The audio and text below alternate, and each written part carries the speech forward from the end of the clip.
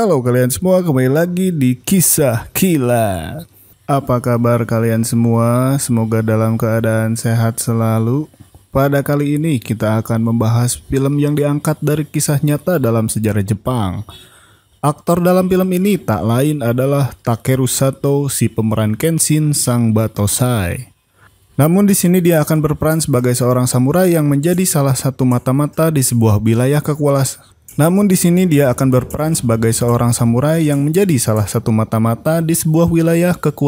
Kesogunan. Karena ada kesalahpahaman yang membuat wilayah itu diserang oleh prajurit kesogunan dan membuatnya harus bertanggung jawab atas kejadian tersebut. Tanpa lama lagi, siapkan segera kopi hitam dan udud Anda dan langsung saja, ini dia alur cerita film Samurai Marathon.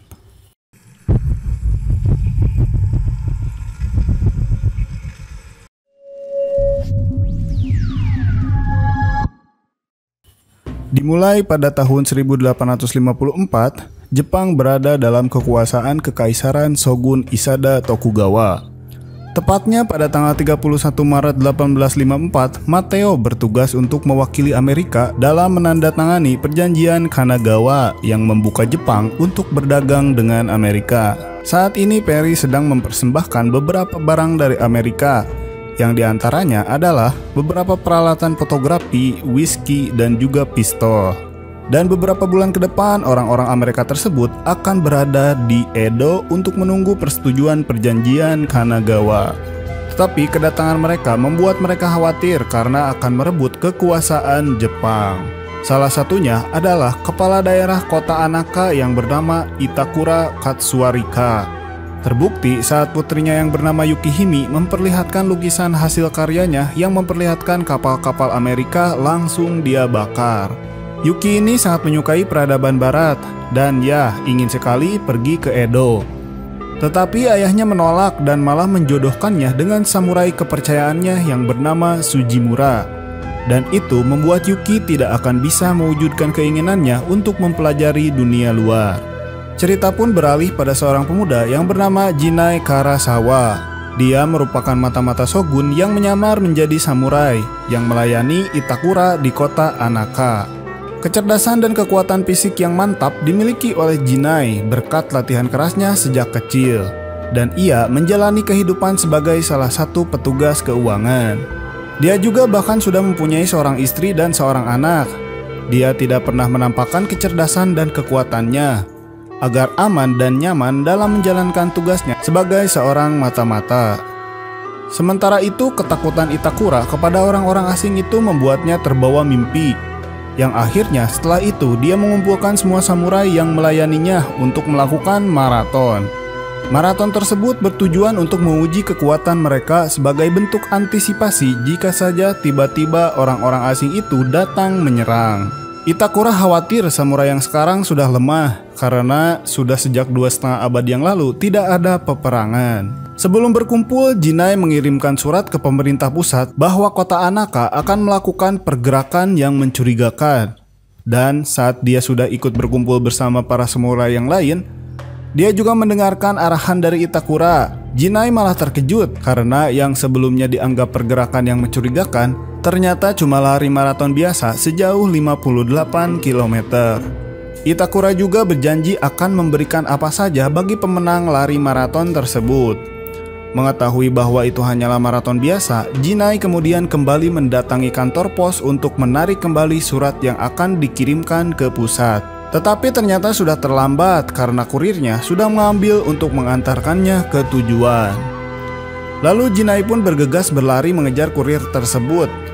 Tetapi Jinai malah dicegat oleh petugas penjaga dan akhirnya dia pun hanya bisa pasrah menerima kenyataan itu. Di sisi lain, pemanggilan semua samurai itu membuat Yuki, anak perempuannya dari Itakura, mempunyai kesempatan untuk kabur dari sana.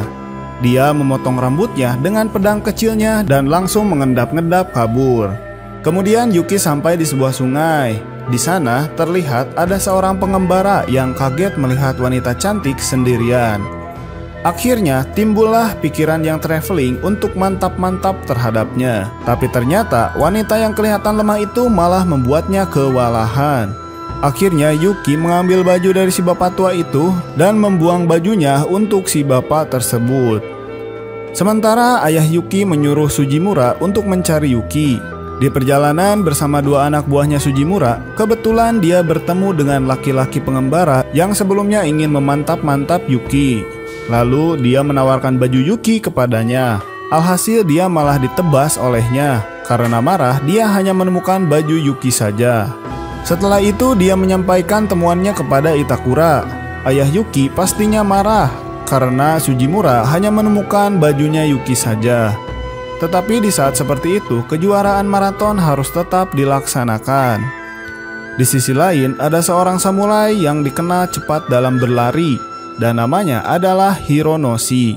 Karena itulah dia disogok agar mengalah untuk Sujimura demi kebaikan bersama. Karena Sujimura adalah calon menantu kepala daerah kota Anaka. Tetapi meski begitu, tetap saja istri dan anaknya mendukungnya dalam kejuaraan maraton tersebut. Kemudian ada lagi seorang anak kecil pencuri jamur yang ingin juga ikut dalam maraton tersebut. Dia bertemu dengan samurai yang sudah tua dan berlatih bersama. Beberapa saat kemudian, Yuki yang berpakaian seperti laki-laki datang untuk meminta makan karena dia belum makan semenjak dia kabur dari kediamannya.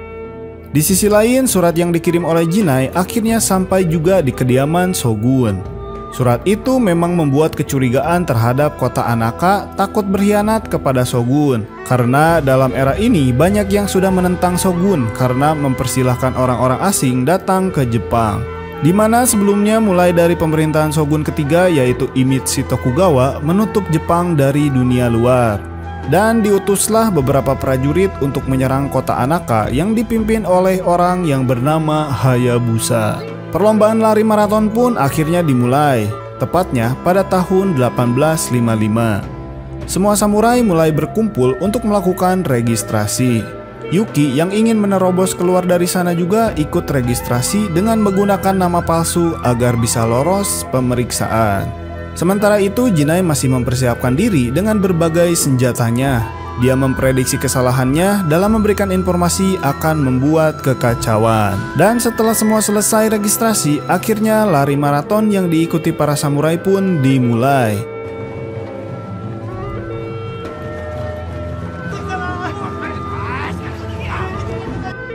Semua samurai itu berlari berjamaah melewati hutan dan terus berlari. Saat sampai di jalan tengah sawah, salah satu ketua bagian keuangan berhenti karena sakit pinggang dan nyeri punggung.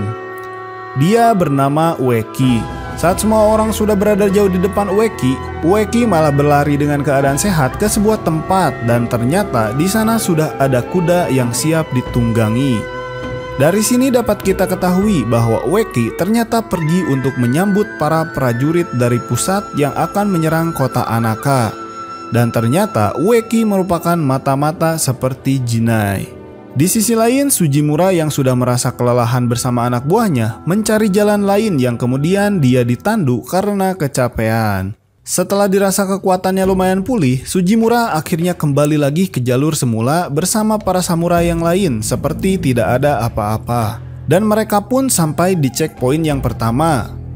Di perbatasan Anaka, disusul oleh Jinai dan teman-temannya di bagian keuangan. Mereka heran dengan Jinai yang tidak merasakan kelelahan sedikit pun. Padahal samurai yang lain sudah merasakan lemah, letih, lesu, dan leles. Setelah mereka semua sampai di pos pertama, mereka teringat dengan ketua mereka yaitu Ueki. Karena mereka sangat khawatir, akhirnya mereka menyuruh Jinai untuk kembali menyusulnya takut ada apa-apa. Jinai pun bergegas berlari menyusulnya. Kemudian dia melihat para prajurit yang akan menyerang Anaka. Ternyata prediksinya benar bahwa pemerintah pusat akan mengirim prajurit untuk menyerang kota Anaka. Dia pun bertemu dengan Ueki. Dia ingin menjelaskan bahwa surat yang dia tulis hanya kesalahpahaman. Tetapi karena sudah terlanjur, mau tidak mau penyerangan harus tetap dilakukan. Dengan penolakan Jinai untuk bekerja sama, Ueki akhirnya berniat untuk membunuhnya dan pertarungan pun tidak dapat dihindari.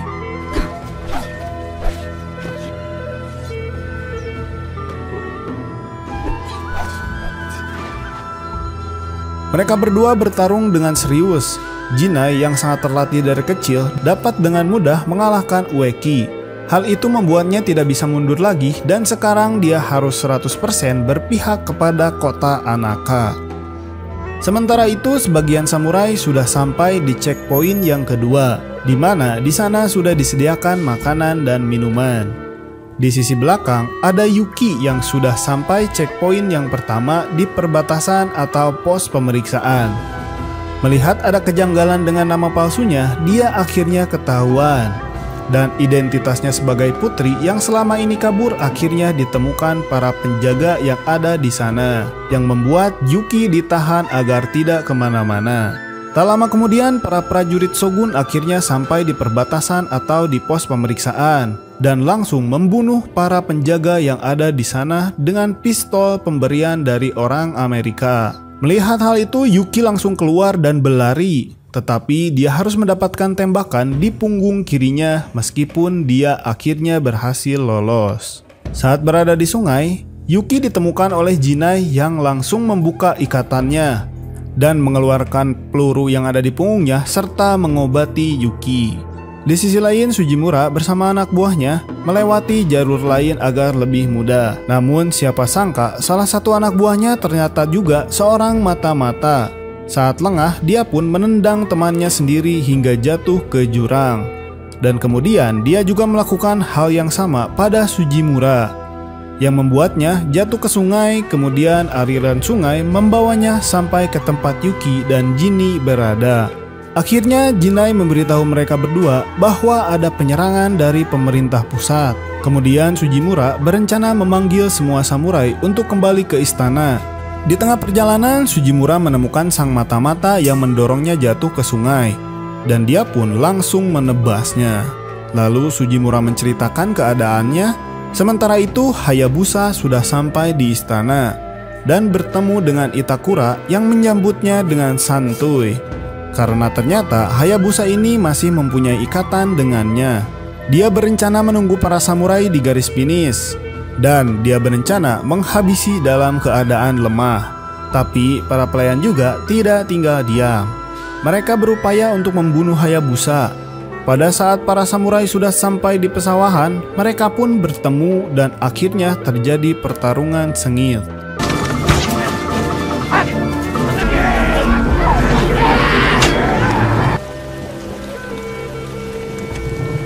Semua samurai bertarung dan ternyata Sujimura bukan tanpa alasan akan dijadikan menantu oleh Itakura.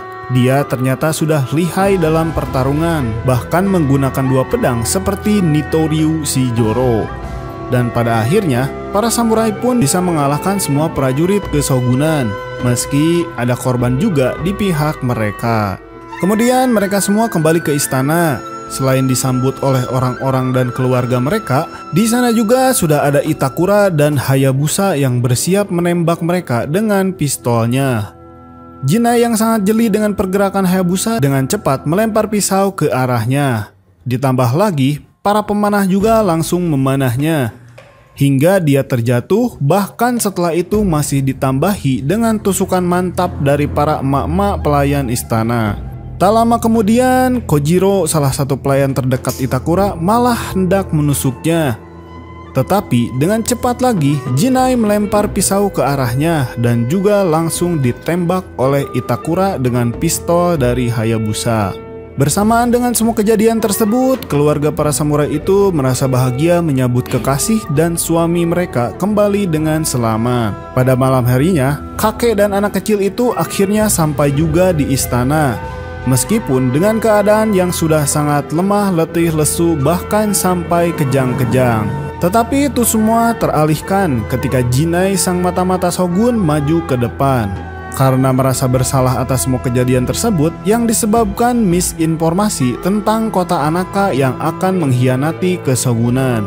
Bahkan dia akan melakukan harakiri atau bunuh diri sebagai wujud penyesalan atas semua perbuatannya. Tetapi dengan syarat dia memohon agar anak dan istrinya tidak dihukum karena tidak tahu apa-apa. Mendengar hal tersebut, istrinya pun kaget dan pada akhirnya tahu bahwa suaminya adalah seorang mata-mata keshogunan.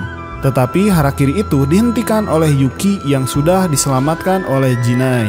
Dia memohon kepada ayahnya, dan ayahnya Itakura dengan bijaksana membebaskan Jinai karena telah menolong Yuki dan Itakura yang tadi sedang terancam. Jinai pun bertanggung jawab dengan membela kota Anaka yang akhirnya Itakura menyuruh Jinai untuk kembali ke Edo. Tak ingin menyia-nyiakan momen tersebut, Yuki juga sekalian memanfaatkan keadaan tersebut untuk meminta izin kepada ayahnya untuk pergi ke Edo demi menggapai cita-citanya. Dan di akhir cerita, pemerintah Jepang dan Amerika akhirnya resmi menandatangani surat perjanjian yang disebut dengan Perjanjian Kanagawa, di mana Amerika dan Jepang akan bekerja sama dalam perdagangan dan secara resmi Jepang dibuka untuk dunia luar. Tak lupa juga momen tersebut diabadikan dengan lukisan Yuki yang sudah berada di sana. Dan kegiatan maraton di kota Anaka itu dianggap sebagai asal mula maraton di Jepang dan terus dilakukan hingga saat ini, yang kemudian film pun berakhir. Begitulah alur cerita film Samurai Marathon. Bagaimana pendapat kalian? Silahkan tulis di kolom komentar. Terima kasih sudah menonton video ini. Dukung terus Kisah Kilat dengan cara like, komen, dan subscribe-nya. Akhir kata, selamat pagi, siang, sore, malam, dan sampai jumpa.